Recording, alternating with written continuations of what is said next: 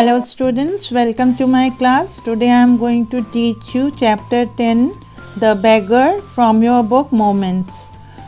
What introduced the beggar Laskov to change his ways? Let's read and find out. ये कहानी एक बेगर की है, एक भिखारी की है जिसका नाम लश्कॉफ है। और उससे ऐसा क्या हुआ, मतलब ऐसा क्या चेंज उसके में आया, मतलब ऐसी कौन सी चीज़ ने उसे चेंज कर दिया जो वो भिखारी से एक अच्छा इंसान बन गया। तो आइए देखते हैं। Kind sir, have pity, turn your attention to a poor hungry man. For 3 days I have had nothing to eat. I haven't 5 kopecks for a lodging. I swear it before God. यहाँ पर एक भिखारी जो है भीख मांग रहा है और वो कह रहा है, सर मेरे ऊपर दया कीजिए, अपनी अटेंशन गरीब भिखारी के, भूखे इंसान के ऊपर दीजिए। 3 दिनों से मैंने कुछ भी नहीं खाया है। I haven't 5 कोपेक। कोपेक का मतलब होता है Russian coin, equal to 100th of a rouble.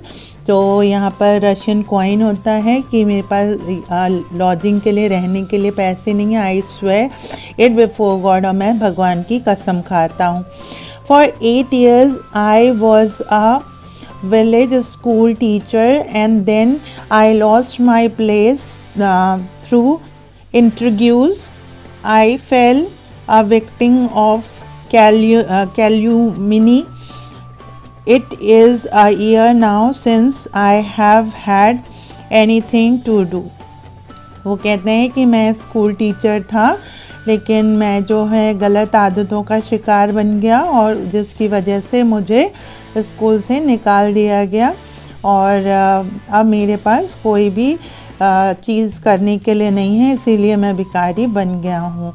तो एक बार मैं फिर से आपको ये बताती हूँ कि ये फर्स्ट स्टैंजा बताती हूँ कि एक भिखारी है जो सड़क पर भीख मांग रहा है और कह रहा है, मैंने 3 दिन से खाना नहीं खाया है, मेरे पास रहने के लिए भी कोई जगह नहीं है कि मैं कोई मतलब पैसे नहीं हैं कि मैं दे सकूं और घर ले सकूं। मैं भगवान की कसम खा रहा हूं।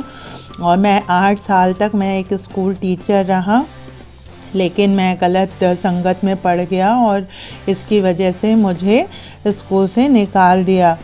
मेरी रेपुटेशन ख़राब हो गई किसी कारणवश और मुझे वहाँ से निकाल दिया, गलत संगत की वजह से मुझे निकाल दिया। और अब मेरे पास करने के लिए कुछ नहीं है, इसलिए मुझे भीख मांगना पड़ रहा है।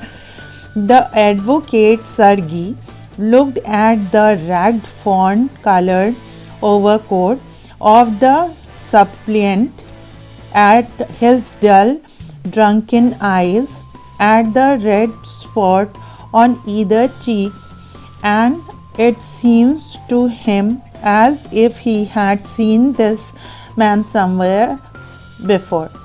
जो एडवोकेट सरगी कार में बैठे हुए थे, उन्होंने इसको ध्यान से देखा।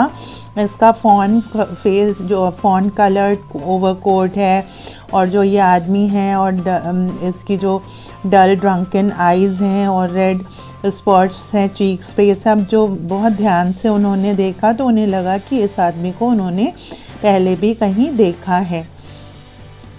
I have now had an offer of a position in the province of Kalyuga, the mendicant went on, but I haven't the money to get there.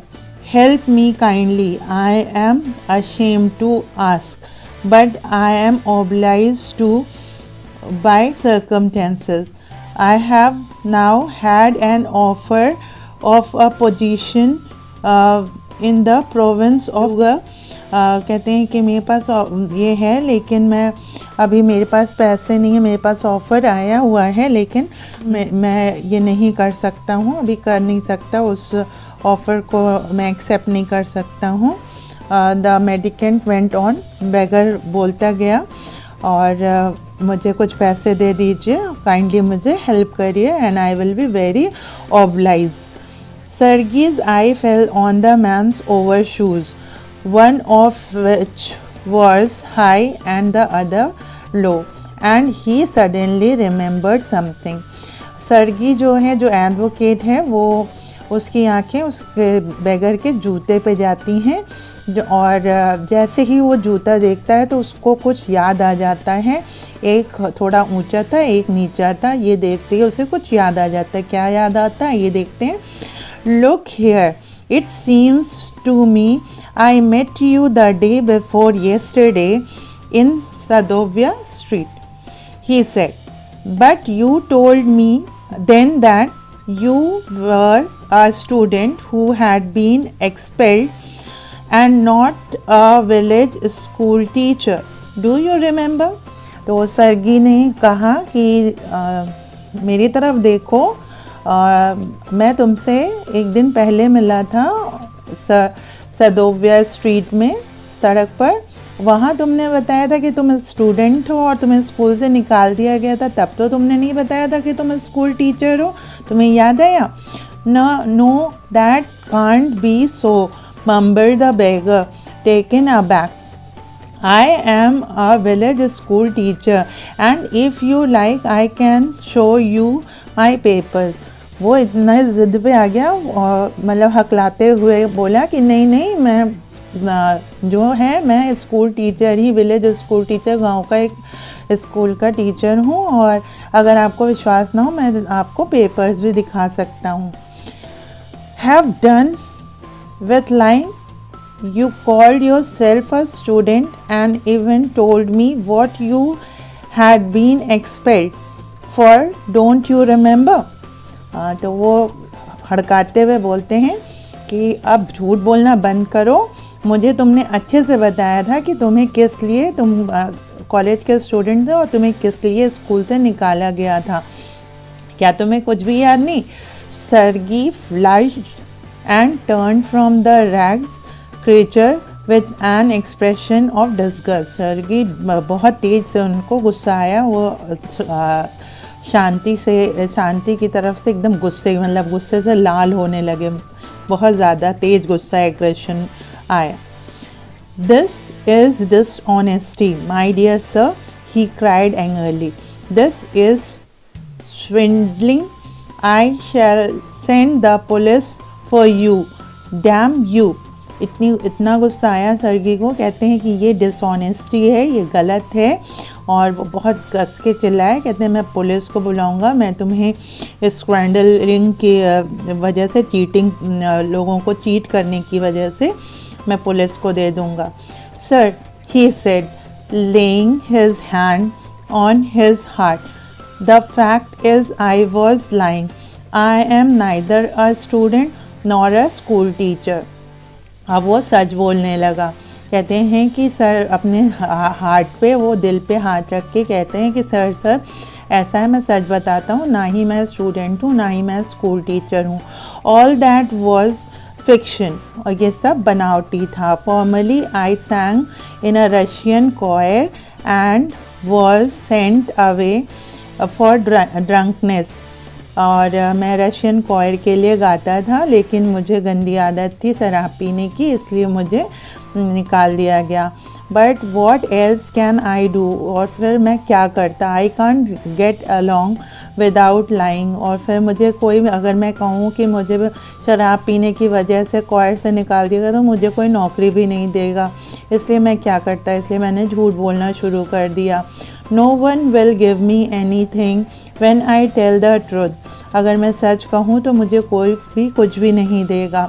What can I do, तो फिर मैं क्या कर सकता था? What can you do? You ask what you can do, cried Sergei, coming close to him. Work, that's what you can do, you must work. Sergei पास आके कहते हैं, क्या कर सकता था? तुम कह रहे हो क्या कर सकते हो? तुम बहुत कुछ कर सकते हो, काम करो, काम, और काम ही करना है तुम्हें। यू मस्ट वर्क, तुम्हारे हाथ पैर सलामत है, तुम्हें काम करना चाहिए भीख मांगने की जगह पे। Work, yes, I know that myself, but where can I find work? तो जो बेगर है, वो जो लस्कॉफ है, वो कहते हैं कि हाँ मैं जानता हूँ कि मुझे काम करना चाहिए, लेकिन मैं काम कहाँ है, कहाँ पे है काम। How would you like to chop wood for me. Sergei कहते हैं क्यों, तुम लकड़ी काटना पसंद करोगे मेरे लिए। I won't refuse to do that, but in these days even skilled woodcutter find themselves sitting without bread. कहते हैं मुझे कोई, मैं रिफ्यूज़ नहीं कर रहा हूँ, मैं मना नहीं कर रहा हूँ, लेकिन आजकल तो वुड कटर्स भी बेचारे, उनके पास भी काम नहीं होता, वो भी बिना रोटी के बैठे रहते हैं। Will you come and chop wood for me? उन्होंने जोर देते हुए कहा, क्या तुम मेरे घर आकर लकड़ी काटोगे मेरे लिए। Yes sir I will. Luskoff ने तुरंत कहा कि येस सर मैं आऊँगा। Very well we will soon find out. कहते हैं ठीक है, फिर हम लोग तुरंत जो है काम ढूंढ लेते हैं। Sergei hastened along rubbing his hand, he called his cook out of the kitchen. उन्होंने उसे कार में बिठा लिया, अपने घर ले गए और वहाँ पर हेजिटेंट जल्दी ये किया और अपने हाथ रगड़ते हुए अपने कुक को बुलाया। हियर ओल्गा एक लेडी है। He said take this gentleman into the wood shed and let him chop wood. Olga को ऑर्डर देते हैं कि इस जेंटलमैन को वुड शेड में ले जाओ और वहाँ पर इससे लकड़ी कटवाओ। The scarecrow of a beggar shrugged his shoulder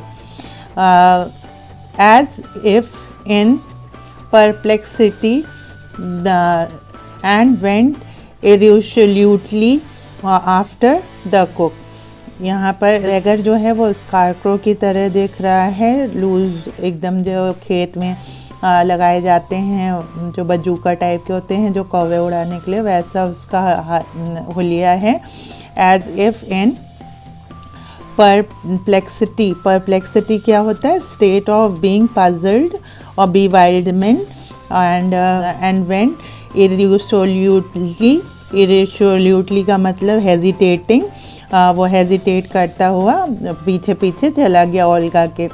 it was obvious from his gait that he had not consented to go and chop wood because he was hungry and wanted work, but simply from pride and shame and because he had been trapped by his own words.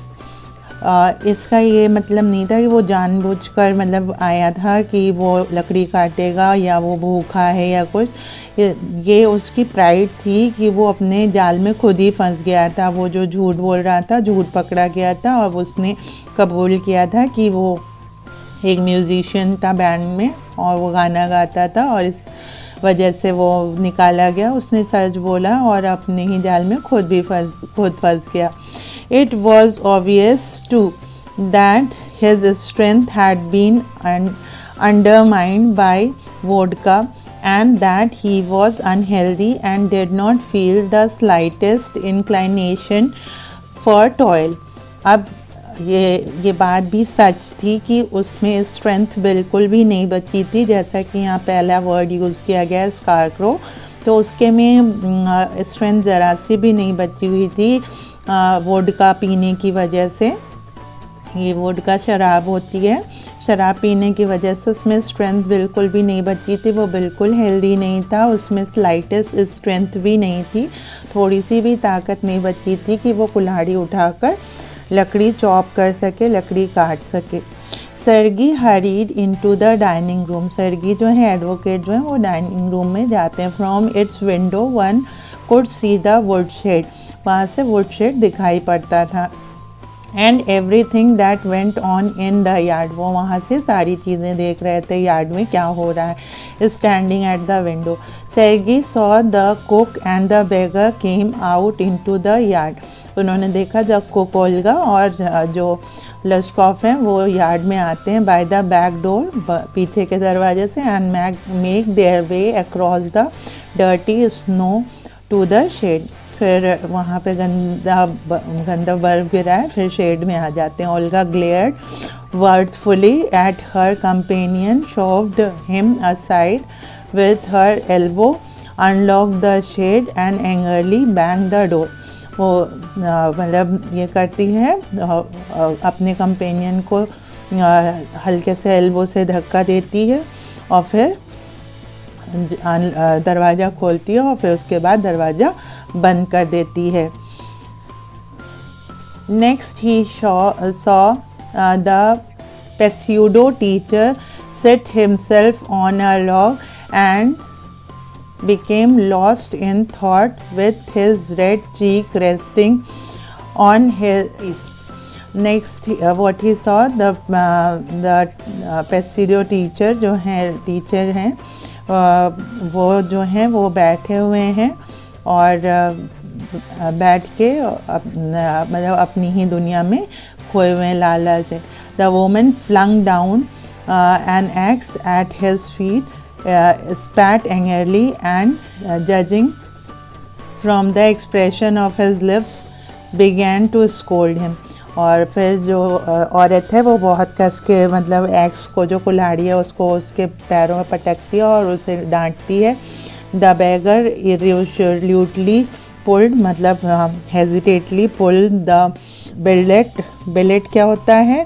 Here a thick piece of wood. billet उठाता है bullet of wood towards him, set it up between his feet and tapped it feebly with the axe. मतलब यहाँ पर ये बताया जा रहा है कि वो बैठ जाता है, बैठ के वो रेस्ट करने लगता है, अपनी दुनिया में खो जाता है. लेकिन वो लेडी आती है, वो खूब ज़ोर से चिल्लाती है तो वो धीरे से एक लकड़ी उठाता है और उसको अपने पैरों के बीच में दबाकर काटने की कोशिश करता है. set it put between his feet and tapped it feebly with the axe. The billet wavered and fell down. वो जो बिलेट होता है, जो लकड़ी का टुकड़ा होता है, वो भी सही से होल्ड नहीं हो पाता और वो लड़खड़ाता हुआ नीचे गिर जाता है. The beggar again pulled it to him. फिर वो उठाता है, blew on his freezing hand. फिर वो अपने हाथ पे ही मार लेता है and tapped it with his axe consciously. और मतलब जो एक्स है उसके हाथ पे लग जाता है. As if afraid of hitting his overshoe, of cutting his finger. The stick of the wooden again fell on the ground. वो इतना नर्वस, इतना कॉन्शियस हो जाता है कि वो एक्स को चला ही नहीं पाता है. उसे डर लगता है कि इससे मेरा हाथ ना कट जाए, इससे मेरा पैर ना कट जाए और फिर वो लकड़ी का टुकड़ा नीचे गिर जाता है. Sergei's anger has vanished and he now began to feel a little sorry and ashamed of himself for having set a spoiled, drunken, perhaps sick man to work at menial labor in the cold. जो सर्गी हैं वो उनका गुस्सा गायब हो गया होता है अभी तक ये सब देखकर और उन्हें दया आने लगती है और वो सोचते हैं कि ऐसे ड्रंकन और सिक पर्सन को मेहनत का काम दे दिया है, मीनियल वर्क दे दिया है, लकड़ी काटने का काम, जिसके बॉडी में ज़रा सा भी ताकत नहीं है. और वो जो लेडी है वो डांट डांट के उससे काम करा रही है और वो कुल्हाड़ी भी नहीं सही से पकड़ पा रहे हैं. And hour later Olga came in and announce that the wood had all been chopped. 1 घंटे बाद ओल्गा कमरे में आती हैं और सर्गी से कहती हैं कि सारे लकड़ी कट गई है. Would give him half a ruble, said सर्गी. और फिर सर्गी कहते हैं उसे हाफ रूबल दे दो. If he wants to, he can come back and cut wood on the first day of each month. फिर कहते हैं कि अगर वो चाहता है कुछ कमाना तो वो हर महीने के पहले दिन आकर लकड़ियाँ काट कर कुछ पैसे कमा सकता है. We can always find work for him. और हम लोग उसके लिए कोई ना कोई काम ज़रूर निकाल देंगे. On the first of the month wife made his appearance. फिर से वो जो वाइफ है, होमलेस पर्सन जो है, जो लस्कॉफ है, वो फिर आ जाता है appearance and again earned half a rouble. और फिर वो हाफ अ रूबल कमाता. Although he could बेयरली stand on his legs. अभी वो अपने पैरों पे बस ज़रा सा खड़ा ही होना। अब उस दिन तो वो खड़ा भी नहीं हो पा रहा था, गिरे जा रहा था, लेकिन आज वो थोड़ा थोड़ा अपने पैरों पे खड़ा हो पा रहा था। From that day on he often appeared in the yard and every time work was found for him.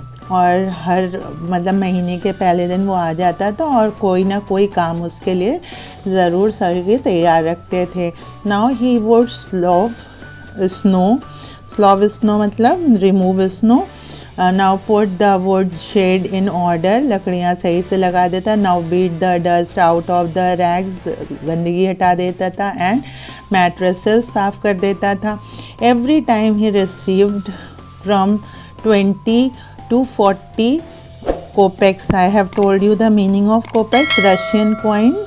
Okay, so he used to get kopecks, and once even a pair of old trousers were sent out to him. और सर्गी के कपड़े भी, पुराने कपड़े भी उसे मिल जाया करते थे।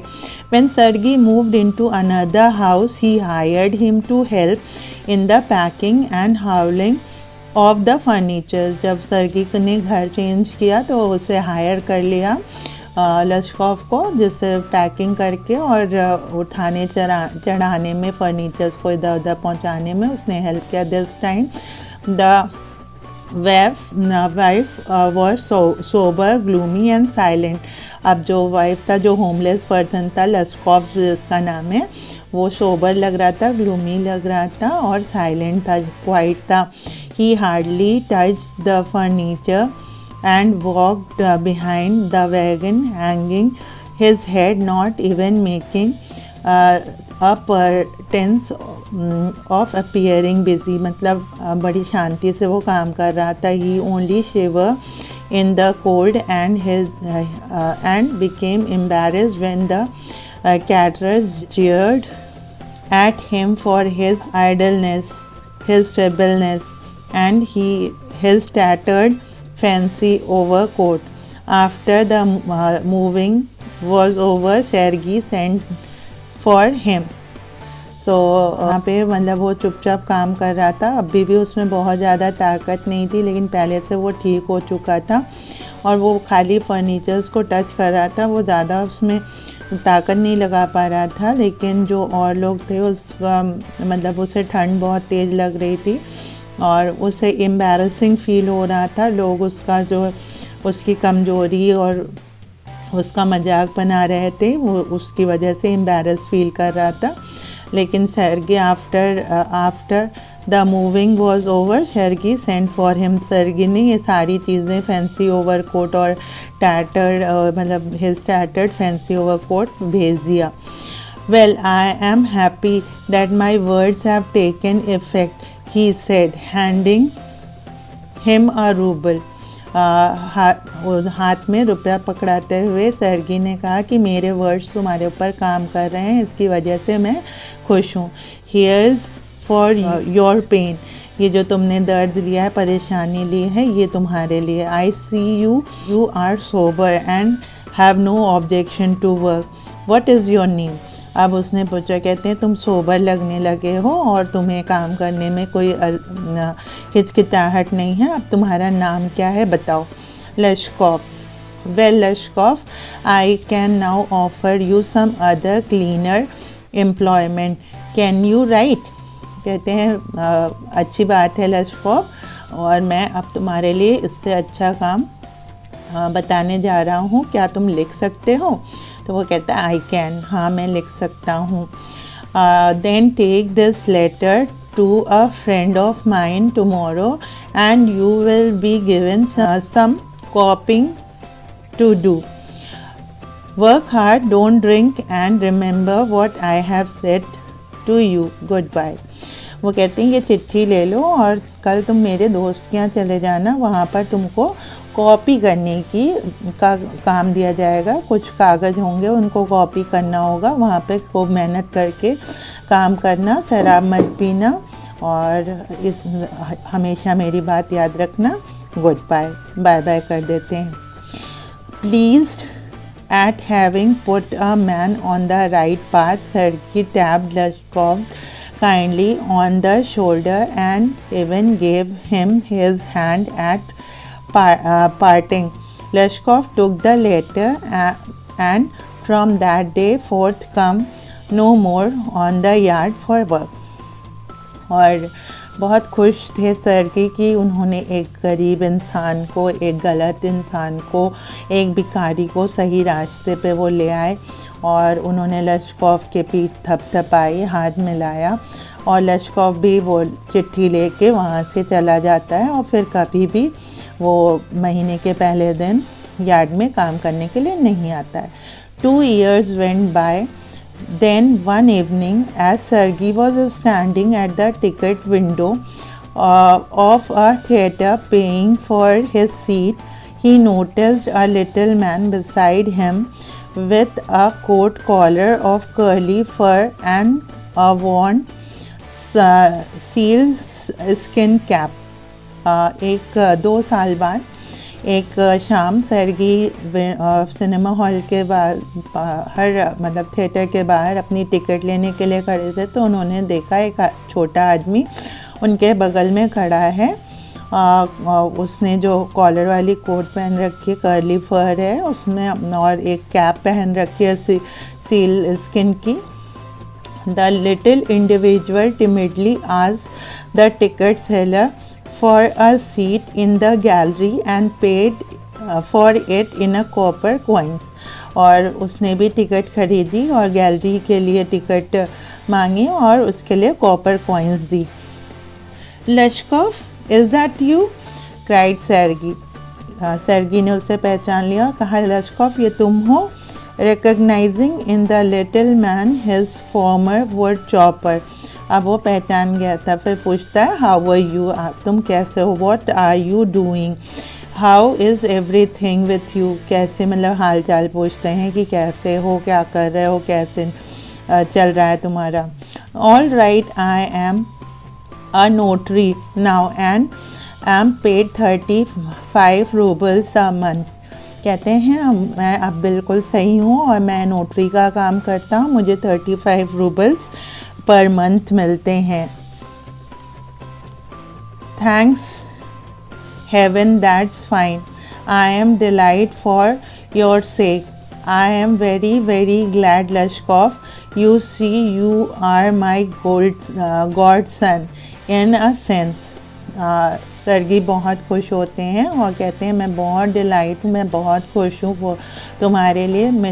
मैं बहुत ही खुश हूँ लश्कोव और तुम मेरे लिए भगवान के बेटे हो. I gave you a push along the right path. You know you do you remember what a roasting I gave you? I nearly had you sinking into the ground at my feet that day. Thank you, old man, for not forgetting my words. कहते हैं कि मुझे क्या तुम्हें याद है कि मैंने कैसे तुम्हें पुश किया था, मैंने कैसे तुम्हें डांटा था, मैंने कैसे ये किया था, तुम्हें याद है? Thank you old man for not forgetting my words. Thank you too said Lushkov. कहते हैं कि मैं कुछ भी नहीं बोला हूँ और आप मुझे थैंक यू बोल रहे हैं, मैं भी आपको थैंक यू बोलता हूँ. If I hadn't come to you, then I might still have been calling myself a teacher or a student of this day. Yes, by flying to your protection, I dragged myself out of a pit. कहते हैं लश्कोव कहता है कि हाँ, अगर आप मुझे नहीं मिले होते तो आज भी मैं उस सड़क पर खड़ा होकर भीख मांग रहा होता, कभी अपने आप को टीचर बता रहा होता, कभी अपने आप को स्टूडेंट बता रहा होता और उस गर्त से अपने आप को नहीं निकाल पाया होता. मैं उसी गड्ढे में पड़ा रहता, भिखारी ही बना रहता. I am very glad indeed. Sergei कहते हैं मैं बहुत बहुत खुश हूँ. Thank you for your kind words and deeds. I am very gladful to you and to your cook. Lushkov कहते हैं आपके जो अच्छे शब्द हैं और आपने जो अच्छा काम किया, मैं उसके लिए आपको थैंक यू कहता हूँ और मैं बहुत बहुत थैंकफुल हूँ आपकी कुक का, ओल्गा का। God bless that good and noble woman. You spoke finally then, and I shall be in debate to you to my dying day. But strictly speaking, it was your cook, Olga, who saved me. कहते हैं कि आपने जो किया मेरे साथ अच्छा किया, आपने मुझे सही रास्ता दिखाया, बिल्कुल सही है।